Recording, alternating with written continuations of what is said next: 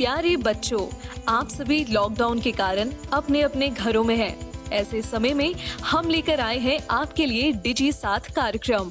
इसके माध्यम से आप प्रत्येक दिन सोमवार से शुक्रवार तक पूर्वाह्न 10 से 12 तथा अपराह्न 1 से 2 बजे तक अपने अपने कक्षाओं के अनुरूप कार्यक्रम देख सकेंगे। स्कूली शिक्षा एवं साक्षरता विभाग, झारखंड।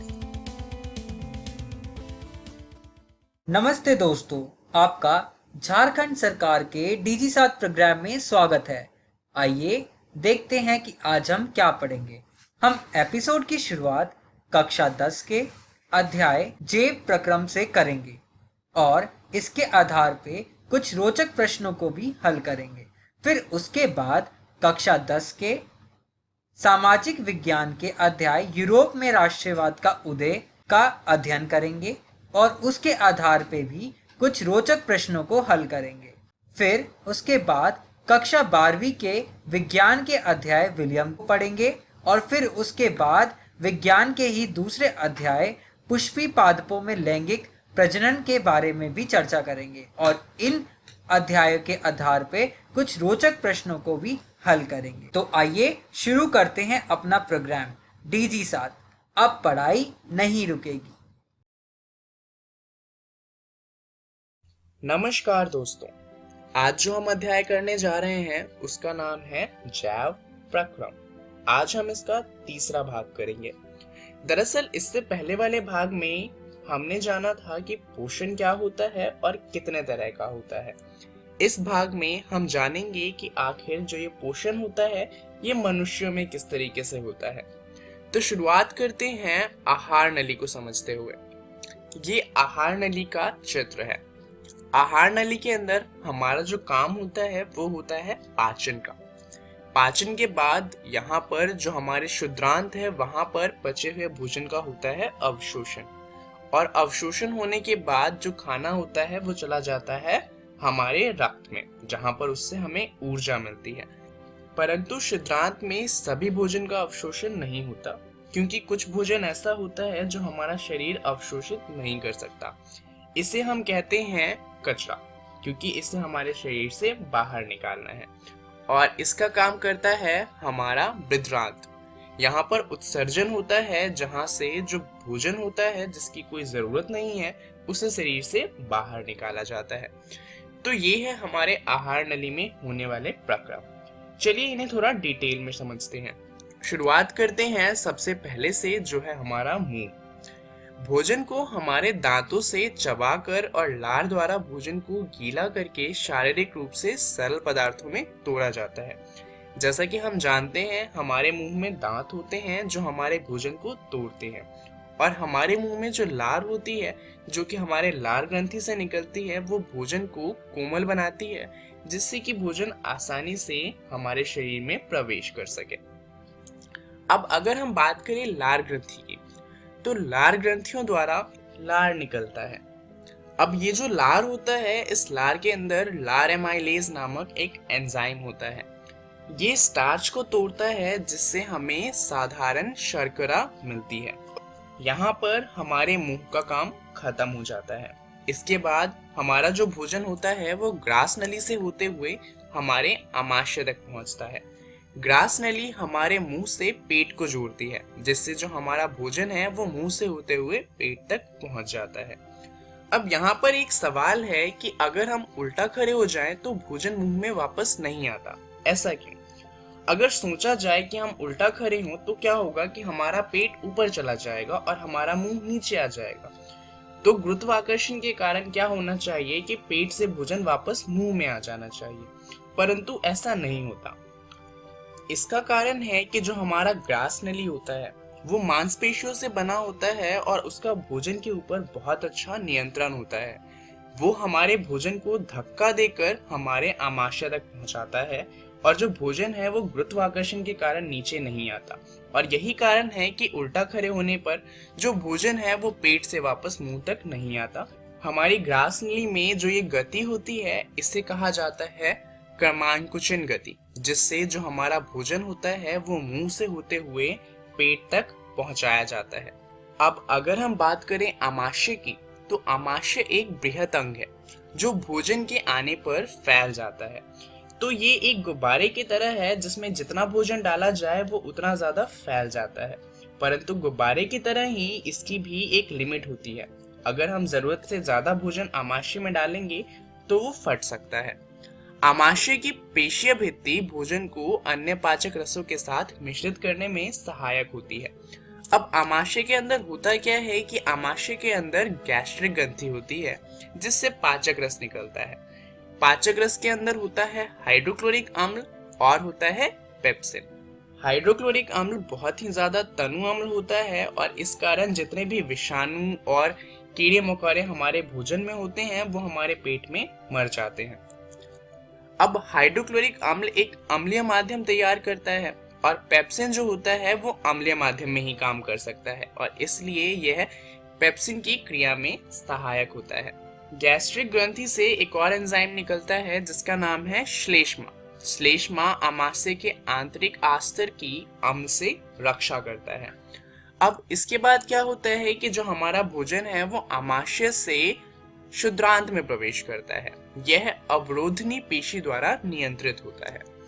अब जो हमारा क्षुद्रांत है वहां पर भोजन का पूर्ण पाचन होता है, यानी कि जो वसा है वो वसा अम्ल में बदल जाती है, प्रोटीन अमीनो अम्ल में बदल जाता है और कार्बोहाइड्रेट से हमें ग्लूकोज मिल जाता है। अब जैसा कि हम जानते हैं सभी जीव एक ही तरह का खाना नहीं खाते और अलग अलग खाने को पचाने के लिए अलग अलग विधि अपनाई जाती है और इसीलिए जो मांसाहारी और शाकाहारी होते हैं उनकी जो साइज होता है क्षुद्रांत का उसमें बहुत ज्यादा अंतर होता है। ऐसा इसलिए क्योंकि मांस जो होता है उसे पचाना बहुत ही आसान होता है, वहीं अगर हम घास वगैरह की बात करें तो उन्हें पचाना कठिन होता है और इसीलिए मांसाहारी में क्षुद्रांत बहुत छोटे होते हैं। वहीं शाकाहारी जीव की बात करें जैसे कि गाय, खरगोश इत्यादि, तो उनमें जो क्षुद्रांत होते हैं वो बहुत ज्यादा बड़े होते हैं। भोजन जब क्षुद्रांत में पहुंचता है उससे पहले वो मिलता है यकृत और अग्नाशय से। चलिए जानते हैं अग्नाशय के बारे में। दरअसल अग्नाशय जो होता है वो अग्नाशयिक रस का श्रवण करता है जिसमें प्रोटीन के पाचन के लिए ट्रिप्सिन एंजाइम होता है तथा इमल्सीकृत वसा का पाचन करने के लिए लाइपेज एंजाइम होता है। परंतु यहाँ पर एक परेशानी ये है कि जो अग्नाशयिक रस होता है इसे काम करने के लिए भोजन को क्षारीय होना चाहिए, पर हम ये जानते हैं कि जो हमारा आमाशय है उससे जो भोजन आता है वो अम्लीकृत होता है, तो उसे क्षारीय बनाने का काम करता है यकृत। यकृत से स्रावित पित्तरस इस कार्य को करता है क्योंकि पित्तरस एक क्षारीय होता है और इसलिए यह भोजन को क्षारीय माध्यम में बदल देता है।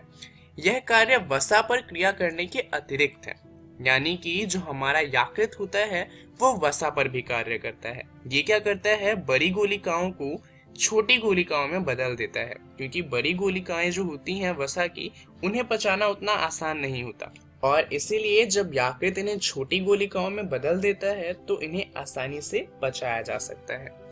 तो चलिए अब वापस आते हैं क्षुद्रांत पे। दरअसल जो यकृत और हमारा अग्नाशय है वो अपना काम कर चुके हैं और क्षुद्रांत ने भी भोजन को पचा दिया है। तो इसके बाद क्या काम बचता है, इसके बाद काम बचता है अवशोषण का। भोजन का जो अवशोषण होता है वो भी होता है क्षुद्रांत के अंदर।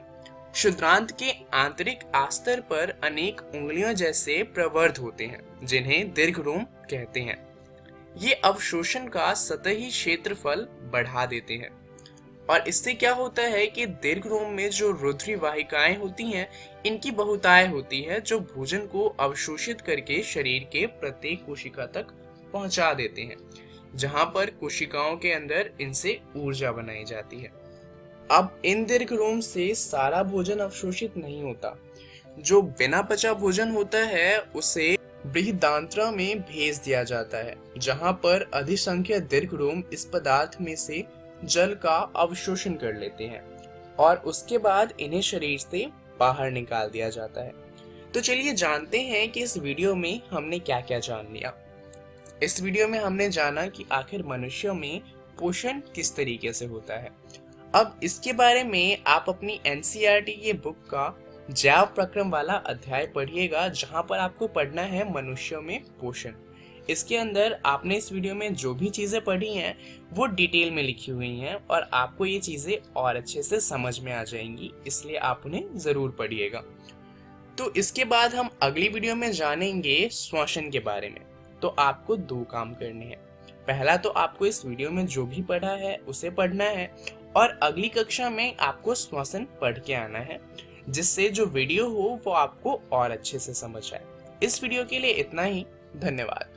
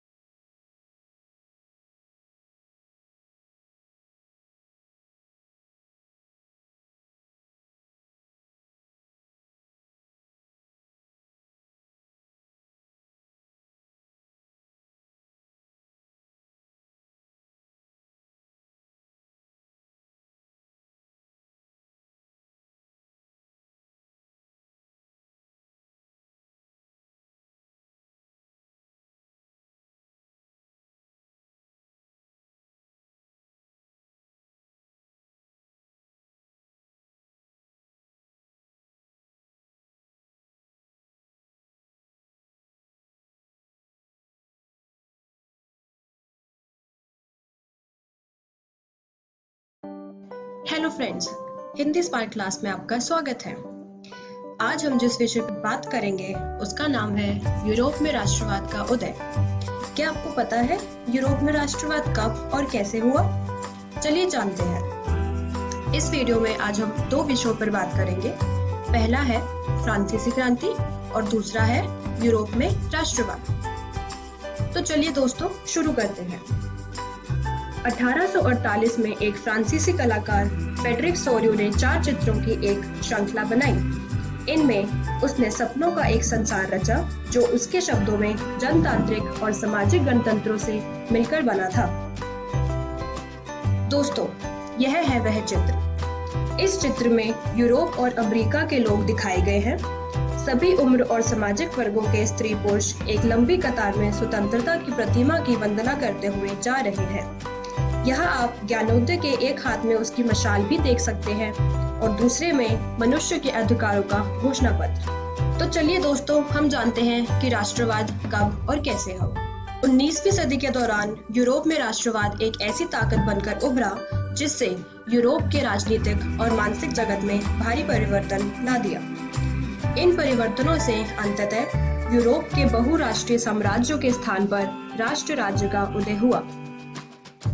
यूरोप में लंबे समय से एक ऐसे आधुनिक राज्य की गतिविधियां और विचार विकसित हो रहे थे जिसमें स्पष्ट रूप से परिभाषित क्षेत्र पर प्रभुसत्ता एक केंद्रीय शक्ति की थी। लेकिन राष्ट्र राज्यों में न केवल उसके शासकों बल्कि उसके अधिकांश नागरिकों में साझा पहचान का भाव और साझा इतिहास या विरासत की भावना थी। यह अध्याय उन विविध प्रक्रियाओं पर प्रकाश डालेगा जिनके तहत 19वीं सदी के यूरोप में राष्ट्र राज्य और राष्ट्रवाद अस्तित्व में आए।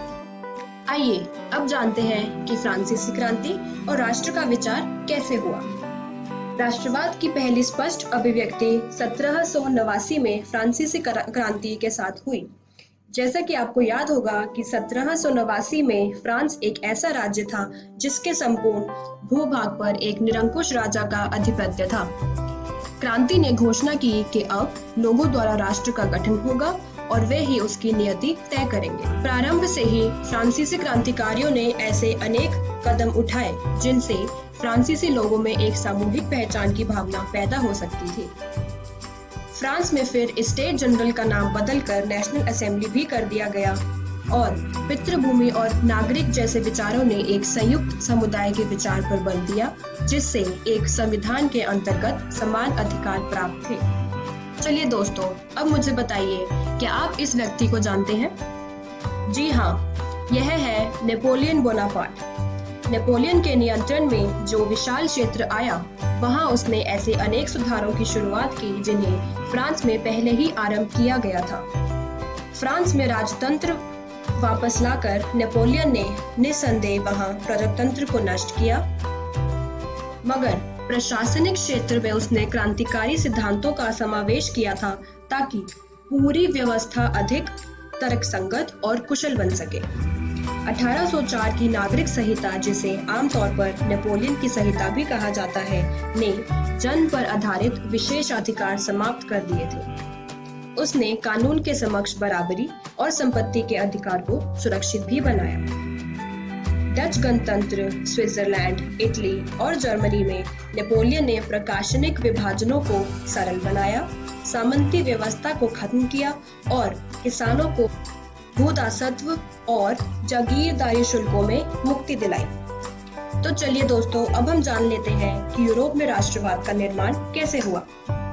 अगर आप मध्य 18वीं सदी के यूरोप के मानचित्र को देखें तो उसमें वैसे राष्ट्र राज्य नहीं मिलेंगे जैसे कि आज है, जिन्हें आज हम जर्मनी, स्विट्जरलैंड और इटली के रूप में जानते हैं।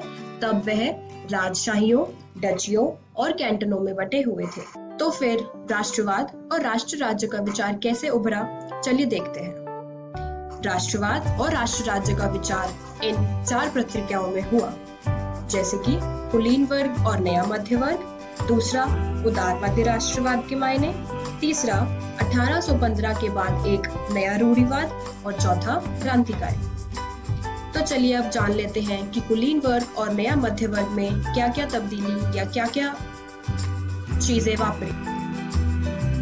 सामाजिक और राजनीतिक रूप से जमीन का मालिक कुलीन वर्ग यूरोपीय महाद्वीप का सबसे प्रभावशाली वर्ग था। राजनीतिक कार्यों के लिए तथा उच्च वर्गों के बीच वे फ्रेंच भाषा का उपयोग करते थे। उनके परिवार अक्सर वैवाहिक बंधनों में आपस में जुड़े हुए थे। सबसे महत्वपूर्ण बात यह है दोस्तों कि जनसंख्या के अधिकांश लोग कृषक थे।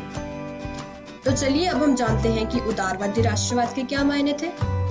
उदारवाद यानी लिबरलिज्म, जिसका अर्थ है आजादी।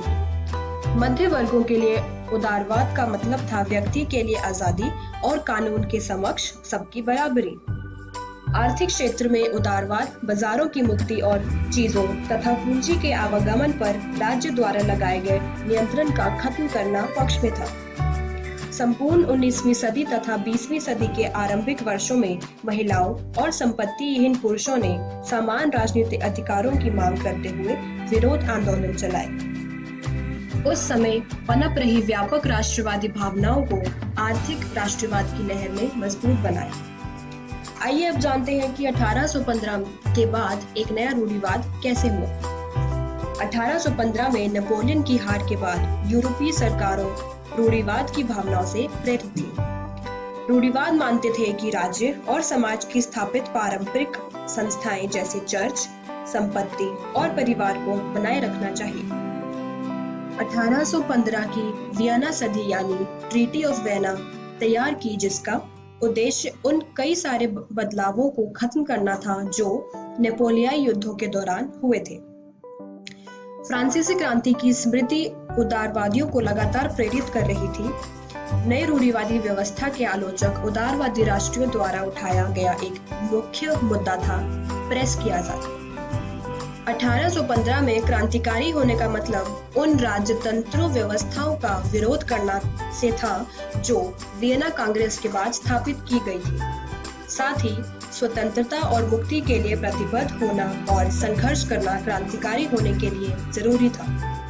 ऐसा ही वह व्यक्ति था इटली का क्रांतिकारी जोसेपी मैत्सिनी।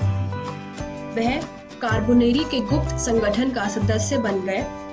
मैत्सिनी द्वारा राजतंत्र का घोर विरोध करके और प्रजातांत्रिक गणतंत्रों के अपने स्वप्न से मैत्सिनी ने रूढ़िवादियों को हरा दिया।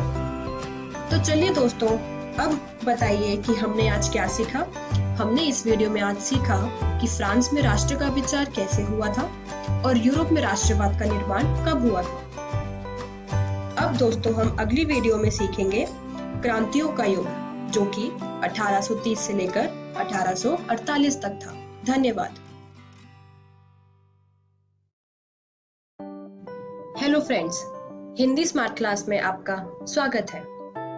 आज हम जिस विषय पर बात करेंगे वह है यूरोप में राष्ट्रवाद का उदय भाग दूसरा।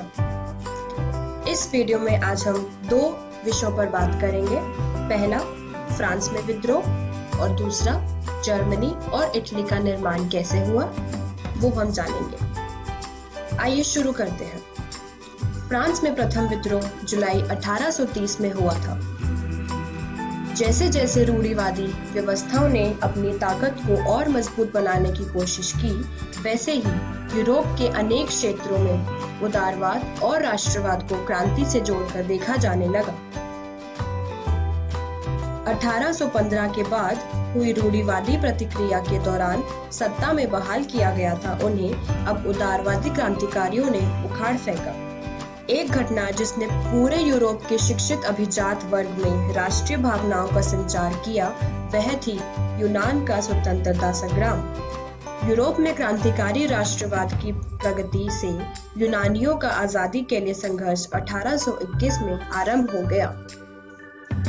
इटली और जर्मनी के राज्य, ऑटोमन साम्राज्य के सूबे, आयरलैंड और पोलैंड ऐसे ही कुछ क्षेत्र थे। इन क्रांतियों का नेतृत्व उदारवादी राष्ट्रवादियों ने किया जो शिक्षित मध्यवर्गीय विशिष्ट लोग थे।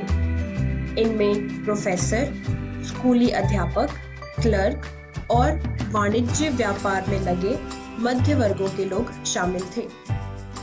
आइए अब हम जानते हैं कि ऑटोमन साम्राज्य क्या है। दोस्तों, यह है ऑटोमन साम्राज्य का झंडा। 15वीं सदी से यूनान ऑटोमन साम्राज्य का हिस्सा था। यूरोप में क्रांतिकारी राष्ट्रवाद की प्रगति से यूनानियों का आजादी के लिए संघर्ष 1821 में आरंभ हो गया। एक घटना जिसने पूरे यूरोप के शिक्षित अभिजात वर्ग में राष्ट्रीय भावनाओं का संचार किया वह थी यूनान की स्वतंत्रता संग्राम। यूनान को यूरोपीय सभ्यता का पालना बताकर प्रशंसा की और एक मुस्लिम साम्राज्य के विरुद्ध यूनान के संघर्ष के लिए जनमत जुटाया। दोस्तों, यह है लॉर्ड बायरन, जो कि एक अंग्रेजी कवि है और इन्होंने धन इकट्ठा किया और बाद में युद्ध में लड़ने भी गए, जहां पर 1824 में बुखार से उनकी मृत्यु हो गई। अंततः 1832 की कुस्तुनतुनिया की संधि ने यूनान को एक स्वतंत्र राष्ट्र की मान्यता थी। चलिए दोस्तों, अब हम जानते हैं कि रोमानी कल्पना और राष्ट्र भावना कैसे विकसित हुई। दूसरा, भूख, कठिनाइयां और जन विद्रोह का क्या परिणाम रहा। तीसरा, हम जानेंगे कि 1848 की उदारवादियों की क्रांति क्या है। तो चलिए शुरू करते हैं। रोमानी कल्पना और राष्ट्रीय भावना कैसे विकसित हुई है, आइए जानते हैं। राष्ट्रवाद का विकास केवल युद्धों और क्षेत्रीय विस्तार से नहीं हुआ। राष्ट्र के विचार के निर्माण में संस्कृति ने एक अहम भूमिका निभाई। जर्मन दार्शनिक योहान ग्रॉफीड जैसे रोमानी चिंतकों ने दावा किया कि सच्ची जर्मनी संस्कृति उसके आम लोगों में निहित थी। भाषा ने भी राष्ट्रीय भावनाओं के विकास में एक महत्वपूर्ण भूमिका निभाई। पहले पॉलिश भाषा को स्कूलों से हटाकर रूसी भाषा को हर जगह अपनाया गया। फिर पॉलिश भाषा रूसी प्रभुत्व के विरुद्ध संघर्ष के प्रतीक के रूप में देखी जाने लगी। 1830 का दशक यूरोप में भारी कठिनाइयां लेकर आया। 19वीं सदी के प्रथम भाग में पूरे यूरोप में जनसंख्या में जबरदस्त वृद्धि हुई।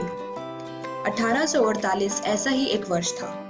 खाने पीने की कमी और व्यापक बेरोजगारी से पेरिस के लोग सड़कों पर उतर आए। इससे पहले 1845 में सिलेसिया में बुनकरों ने उन ठेकेदारों के खिलाफ विद्रोह कर दिया था जो उन्हें कच्चा माल देकर निर्मित कपड़ा लेते थे, परंतु दाम बहुत कम देते थे।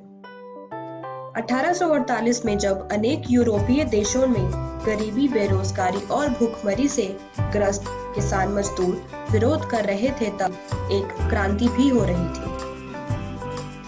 1848 की इन्हीं घटनाओं से राजा को गद्दी छोड़नी पड़ी थी। 18 मई 1848 को 831 निर्वाचित प्रतिनिधियों ने एक सजे धजे जुलूस में जाकर फ्रैंकफर्ट संसद में अपना स्थान ग्रहण किया। उदारवादी आंदोलन के अंदर महिलाओं को राजनीतिक अधिकार प्रदान करने का मुद्दा विवादास्पद था। हालांकि आंदोलन में वर्षों से बड़ी संख्या में महिलाओं ने सक्रिय रूप से शिरकत की। आइए अब जानते हैं कि क्या सेना राष्ट्र की निर्माता हो सकती है। दूसरा, 19वीं सदी में इटली कैसा दिखता था, और तीसरा, ब्रिटेन की वह अजीब दास्तां क्या थी। तो चलिए शुरू करते हैं यह समझना कि क्या सेना राष्ट्र का निर्माता हो सकती थी या नहीं। जैसा आप जानते हैं कि राष्ट्रवादी भावनाएं मध्यवर्गीय जर्मन लोगों में काफी व्याप्त थीं और उन्होंने 1848 में जर्मन महासंघ के विभिन्न इलाकों को जोड़कर एक निर्वाचित सांसद द्वारा शासित राष्ट्र राज्य बनाने का प्रयास किया था। 18 जनवरी 1871 की सुबह बेहद ठंडी थी। जर्मन राज्यों के राजकुमारों, सेना के प्रतिनिधियों और प्रमुख मंत्रियों के एक बैठक वसीये के महल के बेहद ठंडे शीश महल, जिसे हम हॉल ऑफ मिरर्स भी कह सकते हैं, में हुई। नए राज्य ने जर्मनी की मुद्रा, बैंकिंग और कानूनी तथा न्यायिक आधुनिकीकरण पर काफी जोर दिया और प्रशा द्वारा उठाए कदम और उसकी कार्रवाई बाकी जर्मनी के लिए अक्सर एक मॉडल बना। 19वीं सदी के मध्य में इटली 7 राज्यों में बटा हुआ था, जिनमें से केवल एक सार्डिनिया पीडमोंट में एक इतालवी राजघराने का शासन था और दक्षिणी क्षेत्र स्पेन के बूर्बो राजाओं के अधीन थे। इतालवी भाषा ने भी साझा रूप हासिल नहीं किया था और अभी तक उसके विविध क्षेत्रीय और स्थानीय रूप मौजूद थे। 18वीं सदी के पहले ब्रितानी राष्ट्र था ही नहीं। ब्रितानी द्वीप समूह में रहने वाले लोगों जैसे कि अंग्रेज, वेल्श, स्कॉट या आयरिश की मुख्य पहचान निर्जातीय यानी एथनिक थी। इंग्लैंड और स्कॉटलैंड के बीच एक्ट ऑफ यूनियन, जो कि 1707 में हुआ था, से United kingdom of great Britain का गठन हुआ। इससे इंग्लैंड व्यवहार में स्कॉटलैंड पर अपना प्रभुत्व जमा पाया। वुल्फ टाउन और उसकी यूनाइटेड आयरिशमैन की अगुवाई, जो कि 1798 में हुई थी, असफल विद्रोह के बाद 1801 में आयरलैंड को बलपूर्वक यूनाइटेड किंगडम में शामिल कर लिया गया। तो चलिए दोस्तों, अब हम ये जान लेते हैं कि हमने इस वीडियो में क्या सीखा। हमने इस वीडियो में फ्रांसीसी विद्रोह के बारे में जाना और जर्मनी एवं इटली का निर्माण कैसे हुआ, इसके बारे में भी जाना। दोस्तों, अब हम अगली वीडियो में यह जानेंगे कि राष्ट्र की दृश्य कल्पना क्या है। धन्यवाद।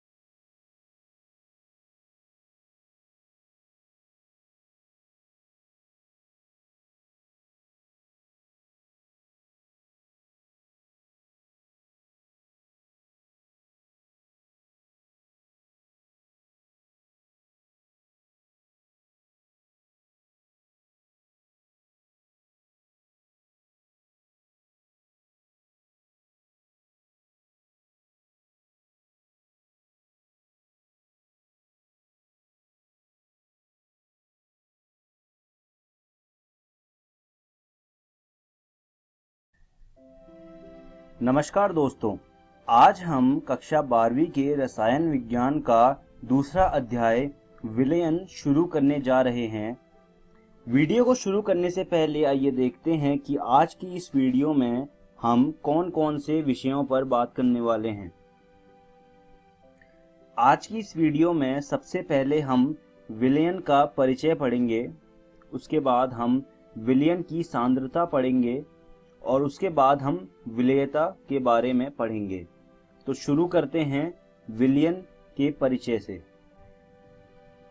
अभी जो आपके सामने चित्र आया है वह एक विलयन का चित्र है। विलयन 2 अवयव से मिलकर बना होता है। पहला अवयव होता है विलेय और दूसरा अवयव होता है विलायन। विलेय हमेशा कम मात्रा में मौजूद होता है, वहीं विलायन ज़्यादा मात्रा में मौजूद होता है। यह होता है विलेय, और विलेय और विलायन को मिलके बनता है विलयन। अब बात करते हैं सांद्रता के बारे में। सांद्रता को दर्शाने के लिए कुछ तरीके होते हैं, वो तरीके मैं आपके सामने प्रस्तुत करने जा रहा हूँ। सबसे पहला तरीका है द्रव्यमान प्रतिशत, दूसरा तरीका है आयतन प्रतिशत, तीसरा तरीका है पार्ट्स पर मिलियन, इसको ppm भी कहा जाता है शॉर्ट फॉर्म में, चौथा तरीका है मोलरता, पांचवा तरीका है मोललता और छठा तरीका है मोल अंश। हम इन 6 तरीकों को एक एक करके अच्छे से पढ़ने वाले हैं। सबसे पहले शुरू करते हैं द्रव्यमान प्रतिशत से। द्रव्यमान प्रतिशत निकालने का एक आसान सा सूत्र है। ऊपर हमें रखना होता है विलयन में उपस्थित अवयव का द्रव्यमान और नीचे होता है विलयन का कुल द्रव्यमान गुणा 100। जो ऊपर हम जिस अवयव का द्रव्यमान रखते हैं, द्रव्यमान प्रतिशत भी हम उसी अवयव का निकालते हैं। तो ऐसे हम द्रव्यमान प्रतिशत को निकालते हैं। उसके बाद आता है आयतन प्रतिशत। जैसे हमने द्रव्यमान प्रतिशत निकाला था, वैसे ही आयतन प्रतिशत को निकालने का भी एक सूत्र है। वो ये है कि ऊपर जो है हम रखते हैं अवयव का आयतन। जिस भी अवयव के लिए हमने आयतन प्रतिशत निकालना होता है, ऊपर उस अवयव का आयतन रखेंगे और नीचे में हम विलयन का कुल आयतन रखेंगे और पूरे को गुणा कर देंगे 100 से। इससे जो है हमारे पास आयतन प्रतिशत आ जाएगा। उसके बाद हम निकालते हैं पार्ट्स पर मिलियन, जिसे हम अंग्रेजी में ppm भी कहते हैं शॉर्ट फॉर्म में। पार्ट्स पर मिलियन निकालने का जो सूत्र है वो ये है, हमें जिस भी अवयव का पार्ट्स पर मिलियन निकालना होता है, ऊपर में उस अवयव के भागों की संख्या रखते हैं और नीचे में विलयन में उपस्थित सभी अवयवों के कुल भागों की संख्या रखते हैं और इससे जो भी हमारा उत्तर आता है हमें उसे 1 लाख से गुणा करना होता है। अब आप सोच रहे होंगे कि 1 लाख से गुणा करने का क्या कारण है। देखिए क्या होता है, किसी भी विलयन में कभी कभी कुछ अवयव कम मात्रा में मौजूद होते हैं, तो जो हमारा उत्तर आता है वो दशमलव में आता है और वो काफी अजीब लगता है। तो उसको थोड़ा ठीक करने के लिए हम क्या करते हैं, जो हमारा उत्तर आता है उसे हम 1 लाख से गुणा कर देते हैं और गुणा करने के बाद जो हमारा उत्तर आता है उसे हम कहते हैं पार्ट्स पर मिलियन। तो ये था पार्ट्स पर मिलियन। अब बात करते हैं मोलरता की।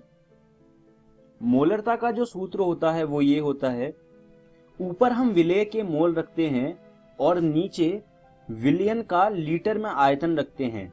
यहाँ पर एक ध्यान देने वाली बात ये है कि जो नीचे हम जो भी विलयन का आयतन रखेंगे वो हमें लीटर में रखना होगा। अगर वो आयतन मिलीलीटर में दिया हुआ है और हमने वैसा ही मिलीलीटर में आयतन रख दिया नीचे, तो उससे जो हमारा उत्तर है वो गलत आएगा। और ये होता है बहुत बार विद्यार्थियों के साथ, तो आपको ये गलती नहीं करनी है। नीचे हमेशा विलयन का आयतन लीटर में होना चाहिए। अगर वो मिलीलीटर में है तो आप उसको लीटर में बदलें। तो ये होती है मोलरता। अगर हम परीक्षा के नज़रिए से देखें तो ये बहुत ही महत्वपूर्ण चीज़ है, तो इस पर आप कुछ प्रश्न हल कर लीजिएगा। अब बात करते हैं मोललता की। मोललता को निकालने का जो सूत्र होता है वो होता है, ऊपर हम रखते हैं विलेय के मोल और नीचे हम लिखते हैं विलायक का किलोग्राम में द्रव्यमान।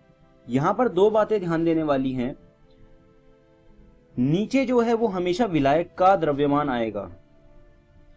कभी कभी हो जाता है कि जो हमारा प्रश्न है उसमें हमें विलयन का द्रव्यमान दिया होता है और विद्यार्थी क्या करते हैं, वहां पे गलती कर देते हैं, वो विलयन का द्रव्यमान रख देते हैं नीचे। तो ऐसा नहीं करना है, हमें वहां से पहले विलायक का द्रव्यमान निकालना है और उसे रखना है नीचे। दूसरी बात, नीचे जो विलायक का द्रव्यमान आएगा वो हमेशा किलोग्राम में आना चाहिए। अगर वो द्रव्यमान ग्राम में दिया है या फिर मिलीग्राम में दिया है तो आपको उसे किलोग्राम में बदलना होगा और उसको बदल के फिर आप उसको जो मोललता का सूत्र है उसमें रखेंगे। तो ये थी मोललता। अब बात करते हैं मोल अंश की।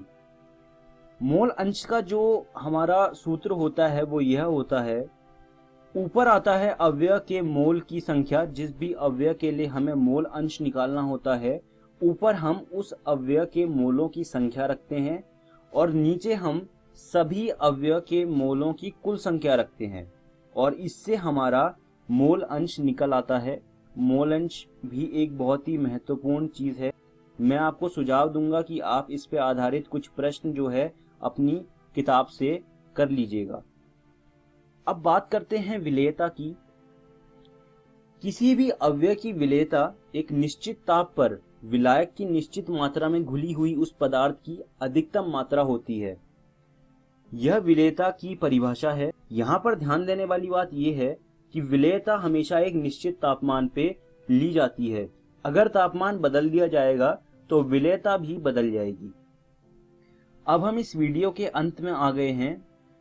आइए देखते हैं कि हमने इस वीडियो में क्या क्या सीखा। सबसे पहले हमने विलयन का परिचय पढ़ा। उसमें हमने विलेय और विलायन जैसी दो चीजें पढ़ी। फिर हमने विलयन की सांद्रता के बारे में पढ़ा और आखिरी में हमने विलेयता के बारे में पढ़ा। मैं उम्मीद करता हूं आपको मेरी पढ़ाई हुई चीज़ें समझ आई होंगी और आपको ये सुझाव देना चाहता हूं कि आप इन सब चीज़ों को रसायन विज्ञान की एनसीईआरटी भाग 1 से पढ़ लीजिएगा और इन पर आधारित कुछ प्रश्न भी हल कर लीजिएगा। अब देखते हैं कि अगली वीडियो में हम क्या क्या पढ़ने वाले हैं। अगली वीडियो में सबसे पहले हम ठोसों और गैस की द्रवों में विलेयता के बारे में पढ़ेंगे और उसके बाद हम हेनरी का नियम पढ़ेंगे और आखिरी में हम द्रव द्रव विलयनों का वाष्प दाब पढ़ेंगे। धन्यवाद दोस्तों।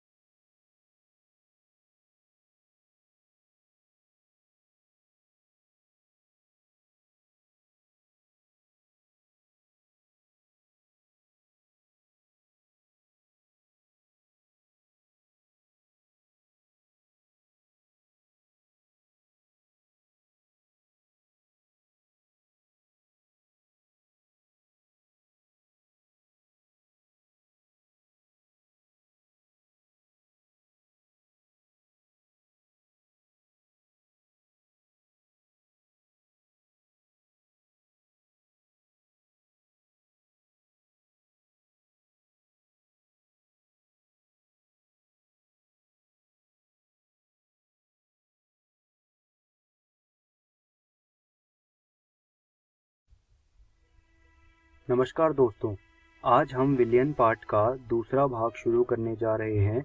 तो आइए देखते हैं कि आज की इस वीडियो में हम लोग कौन कौन सी टॉपिक्स को पढ़ेंगे।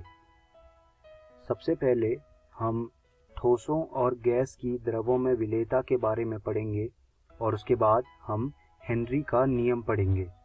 तो आइए शुरू करते हैं आज की इस वीडियो को ठोसों और गैस की द्रवों में विलेयता से। विलेयता समान समान को घोलता है के नियम का पालन करती है। यह बहुत ही ज़रूरी और महत्वपूर्ण बात है विलेयता के बारे में कि विलेयता समान समान को घोलता है के नियम का पालन करती है। कभी भी जब विलेयता की प्रक्रिया होती है तो उसमें सबसे पहले विलीनीकरण होता है और उसके बाद क्रिस्टलीकरण की प्रक्रिया होती है। आइए अब ये चीज़ समझते हैं कि समान समान को घोलता है का नियम क्या होता है और ये नियम क्यों बनाया गया। देखिए होता क्या है, अभी जो आपके सामने फोटो आई है उस चित्र में आपको दिख रहा होगा कि NaCl का क्रिस्टल जो है वो हमने पानी के अंदर घोला है। तो NaCl के क्रिस्टल में क्या होता है, Na+ और Cl- धनायन और ऋणायन बनते हैं। इसी कारण NaCl को पोलर क्रिस्टल भी कहा जाता है। यहाँ से हमें ये तो पता लग गया कि NaCl की जो प्रवृत्ति है वो पोलर प्रवृत्ति है। वहीं अगर हम बात करें पानी की, तो पानी क्या होता है, पानी का जो फॉर्मूला होता है वो H2O होता है और पानी भी पोलर प्रवृत्ति का होता है। तो NaCl भी पोलर प्रवृत्ति का है और पानी भी पोलर प्रवृत्ति का है, तो दोनों आपस में घुल जाते हैं। इसी को कहते हैं समान समान को घोलता है। तो अब होता क्या है, यहाँ पर हमने देखा कि जो पोलर विलेय है वो पोलर विलायन में ही घुलेगा। अगर दोनों में से एक भी नॉन पोलर हुआ तो वो दोनों आपस में नहीं घुलेंगे। तो यही नियम कहलाता है समान समान को घोलता है का नियम। यह नियम बहुत ज़रूरी है, परीक्षा में आपसे प्रश्न पूछे जा सकते हैं इसके ऊपर, तो आप इस चीज़ को एक बार अपनी NCERT रसायन विज्ञान भाग 1 से पढ़ लीजिएगा। आइए अब आगे बढ़ते हैं। विलेयता को प्रभावित करने वाले कारक। इसमें हम ये जानेंगे कि विलेयता को कौन कौन से कारक प्रभावित करते हैं। तो सबसे पहला कारक है पदार्थ की प्रकृति। जैसे मैंने आपको अभी बताया कि जो पदार्थ की प्रकृति है वो किस तरह से प्रभावित करती है विलेयता को। अगर समान समान हुआ तो पदार्थ घुलेगा, अगर समान समान नहीं हुआ तो पदार्थ नहीं घुलेगा। दूसरा जो कारक है वो है तापमान। तापमान भी एक ऐसा कारक है जो विलेयता को प्रभावित करता है, ये हम आगे देखेंगे। तीसरा जो कारक है वो है दाब। दाब उन मामलों में विलेयता को प्रभावित करने वाला एक कारक है जहां पर विलेय गैस हो, तो दाब वहां पर विलेयता को प्रभावित करता है। जिन मामलों में द्रव हमारा विलेय होता है उन मामलों में दाब विलेयता को प्रभावित नहीं करता। तो दाब सिर्फ गैसों के लिए विलेयता को प्रभावित करने वाला एक कारक होता है। आइए अब आगे बढ़ते हैं और देखते हैं कि तापमान किस तरह से विलेयता को प्रभावित करता है। तापमान का जो प्रभाव है विलेयता पर, वह इस बात पर निर्भर करता है कि जो हमारी प्रक्रिया है वो किस तरह की है। अगर ऊष्मशोषी प्रक्रिया है तो ऊष्मशोषी प्रक्रिया में तापमान बढ़ने से विलेयता बढ़ती है, और वहीं अगर ऊष्मक्षेपी प्रक्रिया है तो तापमान बढ़ने से विलेयता कम होती है। यह था विलेयता पर तापमान का प्रभाव। अब आगे बढ़ते हैं और देखते हैं क्या है हेनरी का नियम। हेनरी का नियम कहता है कि किसी भी गैस का वाष्प अवस्था में आंशिक दाब उस विलयन में गैस मोल अंश के समानुपाती होता है। अगर हम हेनरी के नियम का एक्सप्रेशन देखें तो उसे ऐसा लिखा जाता है P = KH × X। यहाँ पर P जो है वह गैस का आंशिक दाब है और X जो है वो गैस का मोल अंश है, और KH यहाँ पर हेनरी स्थिरांक है। यह है हेनरी का नियम। हेनरी का नियम परीक्षा के उद्देश्य से बहुत ही महत्वपूर्ण है, तो मैं आपको ये सलाह देना चाहता हूँ कि आप इसको अच्छे से पढ़ लीजिए और इस पर कुछ प्रश्न भी हल कर लीजिए। हेनरी के नियम के कुछ अनुप्रयोग भी हमको पढ़ने होंगे क्योंकि ये हमारे सिलेबस में है। तो हेनरी के नियम का जो पहला अनुप्रयोग है वो ये है कि आपने बाजार में कोका कोला या सोडा की बोतल तो देखी ही होगी। आपने सोडा जल और शीतल पेयों में देखा होगा कि उसमें जब हम उसे खोलते हैं तो झटके से एक गैस बाहर निकलती है, वह गैस CO2 गैस होती है। हर सोडा जल और शीतल पेयों में यह CO2 गैस पाई जाती है। अब होता क्या है, जो भी इस सोडा जल और शीतल पेय को बनाता है वो यह चाहता है कि CO2 की विलेयता बोतल में बनी रहे, और हो सके तो CO2 की जो विलेयता है वो बोतल में ज़्यादा ही हो। तो विलेयता को बढ़ाने के लिए जो भी इस सोडा जल या शीतल पेय को बनाता है वो क्या करता है, वो बोतल को अधिक दाब पर बंद कर देता है। अधिक दाब पर बंद करने के कारण क्या होता है कि जो CO2 गैस होती है उसकी विलेयता सोडा जल या शीतल पेय में बहुत ही बढ़ जाती है। तो यह एक बहुत बड़ा फायदा होता है। और ये हेनरी के नियम का एक अनुप्रयोग है। यह बहुत ज़रूरी है, आप इसको अपनी कॉपीज में लिख लीजिए।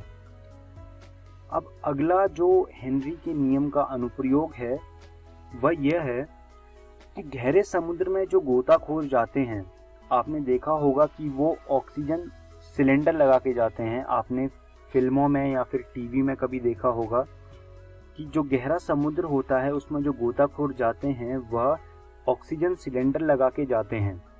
अब होता क्या है, गहरे तल में, गहरे समुद्र तल में गैसों का अधिक दाब होता है। अधिक दाब होने के कारण रक्त में गैसों की अधिक घुलनशीलता होती है। तो अधिक घुलनशीलता का सामना गोताखोरों को समुद्र के अंदर करना पड़ता है। अब होता क्या है, जब गोताखोर समुद्र के सतह पर आने लगता है तो सतह पर आते आते ये सारी गैसें धीरे धीरे निकलने लगती हैं। तो जब ये गैसें नसों से बाहर निकल रही होती हैं तो होता क्या है कि ये अपने बुलबुले छोड़ती है नसों में। बुलबुले ब्लॉकर का काम करते हैं और ये खून को रोक देते हैं। इससे काफ़ी हार्ट की प्रॉब्लम होती है और गोताखोरों को एक चिकित्सक अवस्था का सामना करना पड़ता है जिसे बेंड्स कहते हैं। अक्सर गोताखोरों को इस बेंड्स नाम की चिकित्सक अवस्था का सामना करना पड़ता है। हेनरी के नियम के ये 2 अनुप्रयोग आप अपनी कॉपियों में लिख लीजिएगा। यह बहुत ज़रूरी हैं परीक्षा के उद्देश्य से, और इन नियमों और इन अनुप्रयोगों को अपनी किताबों से भी पढ़ लीजिएगा। आइए अब हम इस वीडियो की अंत में आ गए हैं, तो देखते हैं कि आज की इस वीडियो में हमने क्या क्या पढ़ा। सबसे पहले हमने ठोसों और गैस की द्रवों में विलेयता पढ़ी, और उसके बाद हमने हेनरी का नियम पढ़ा, और साथ ही हमने हेनरी के नियम के कुछ अनुप्रयोग भी पढ़े।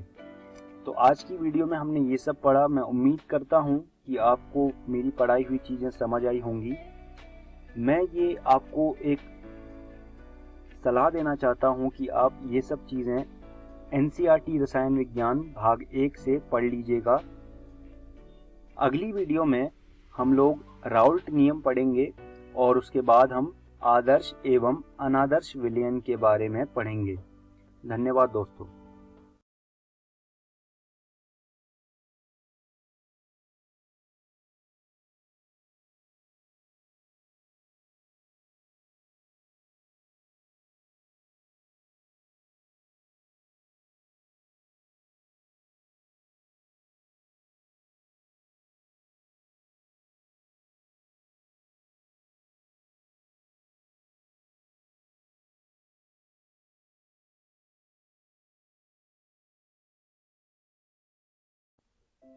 हेलो दोस्तों, जीव विज्ञान की इस वीडियो में आपका स्वागत है।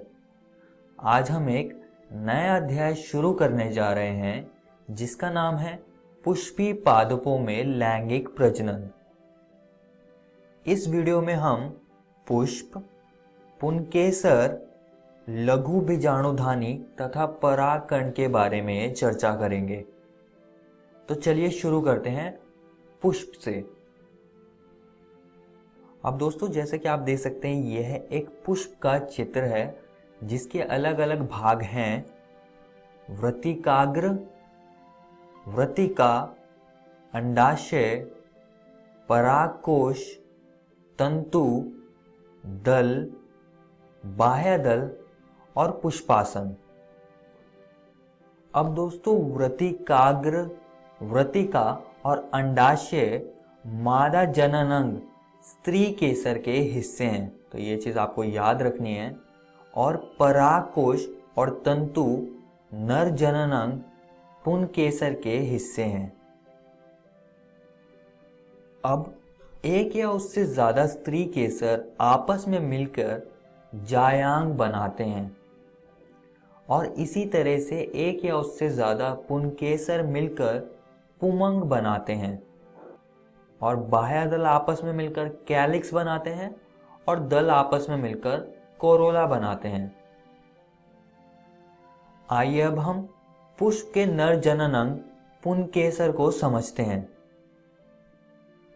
ये चित्र पुंकेसर का है। कितना सुंदर है ना ये। पहला है द्विपालिक संरचना वाला परागकोश और दूसरा है लंबा एवं पतला डंठल तंतु।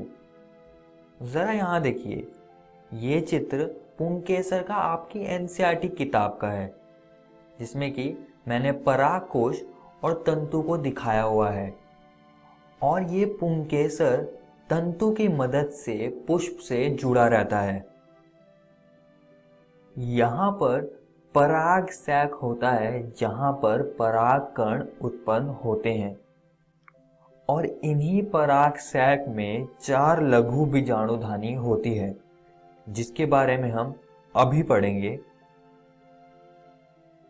जैसा कि आप देख सकते हैं, यह एक पराग कोश है और पराग कोश के अंदर 4 लघु बीजाणुधानी यानी कि माइक्रोस्पोरेंजिया होते हैं और ये लघु बीजाणुधानी टपिटम नाम की परत से ढके होते हैं।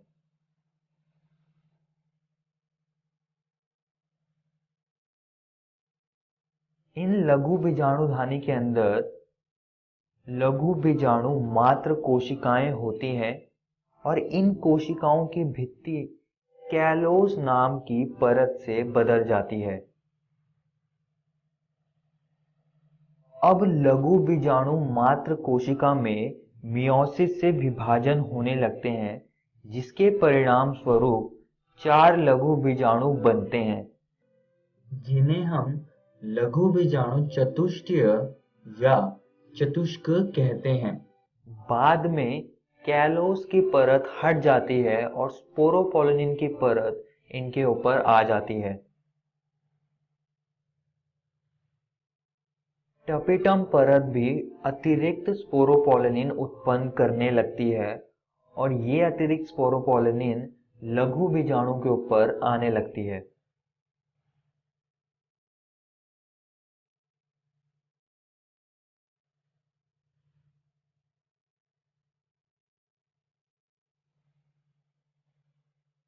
अब लघु बीजाणु का जो केंद्रक होता है वो विभाजित होने लगता है, जिससे कि जनन कोशिका यानी कि जनरेटिव सेल बनता है और कायिक कोशिका यानी कि ट्यूब सेल बनता है और इसी को हम परागकण कहते हैं। और ये परागकण बाद में एक रेस्टिंग स्टेज में जाने लगता है।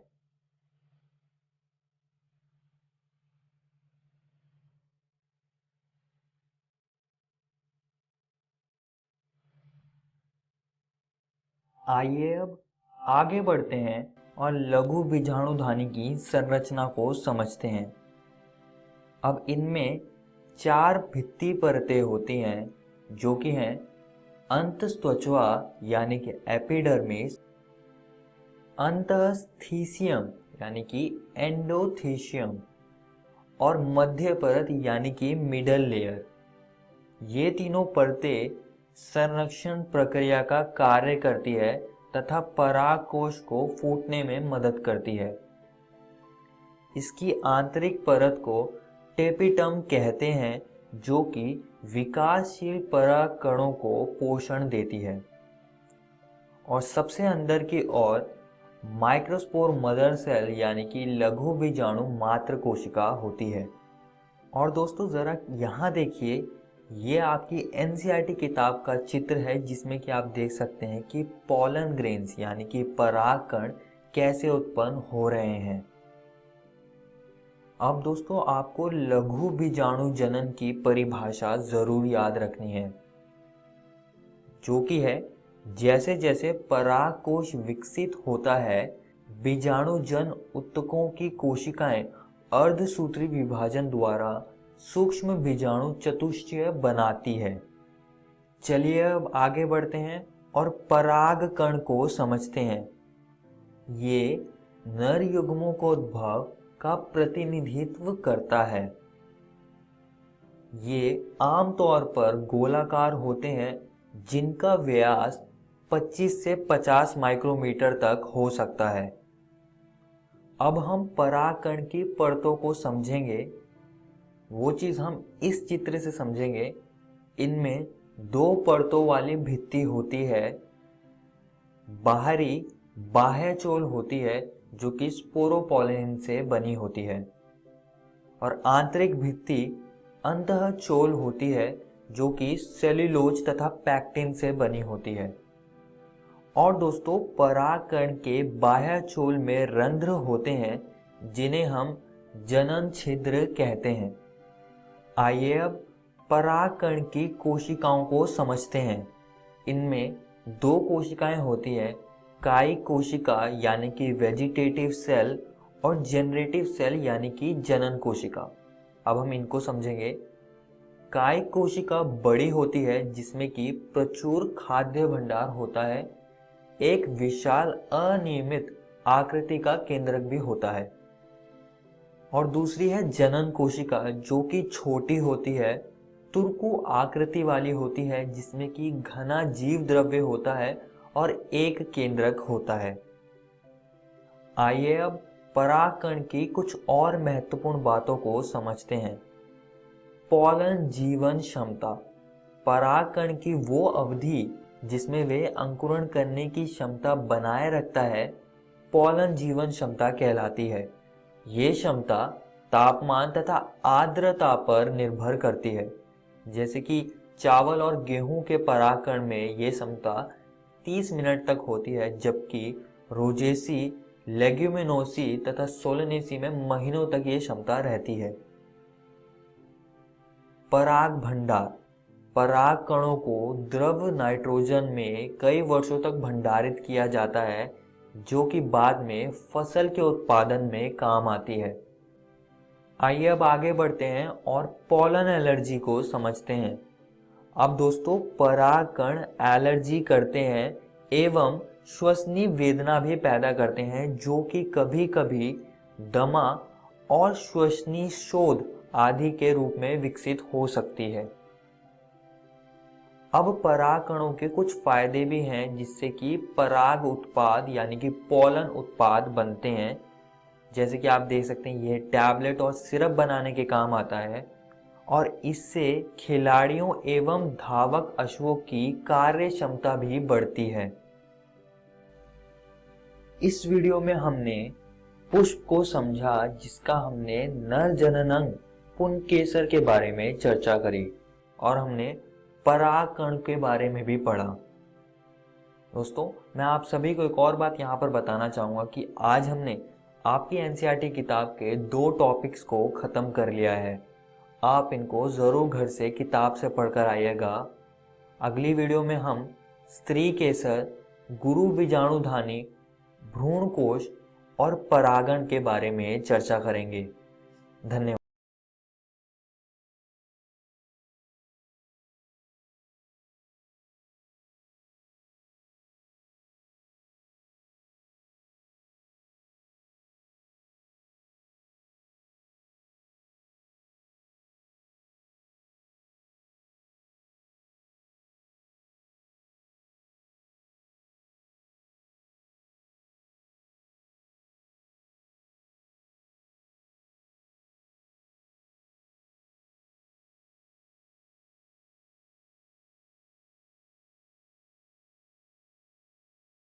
डीजी 7 के आज के एपिसोड में मैं आशा करता हूं आपको बहुत कुछ सीखने को मिला होगा। आइए देखते हैं कि आज हमने क्या पढ़ा। कक्षा 10 में जे प्रक्रम, कक्षा 10 में अध्याय यूरोप में राष्ट्रवाद का उदय, कक्षा 12वीं में अध्याय विलियन और कक्षा 12वीं में पुष्पी पादपों में लैंगिक प्रजनन, और इन अध्यायों के ऊपर कुछ रोचक प्रश्नों को भी हल करा। आइए देखते हैं कि अब हम कल की वीडियो में क्या पढ़ेंगे। तो दोस्तों, कल हम कक्षा 10 में अध्याय Nelson Mandela long walk to freedom, कक्षा 10 में अध्याय बाल गोविंद भगत, कक्षा 12वीं में प्रतिलोम त्रिकोणमितीय फलन और कक्षा 12वीं में वैद्युत आवेश तथा क्षेत्र के बारे में पढ़ेंगे। एक जरूरी सूचना, इस एपिसोड को जो हमने देखा, इसका पुनः प्रसारण YouTube पर किया जाएगा, इकोवेशन के चैनल पर, ठीक 3 बजे। तो यदि आप अपने दोस्त के साथ भी इस एपिसोड को शेयर करना चाहते हैं या पुनः देखना चाहते हैं तो YouTube पर इकोवेशन सर्च करें और इस वीडियो तक पहुंच जाएं। धन्यवाद।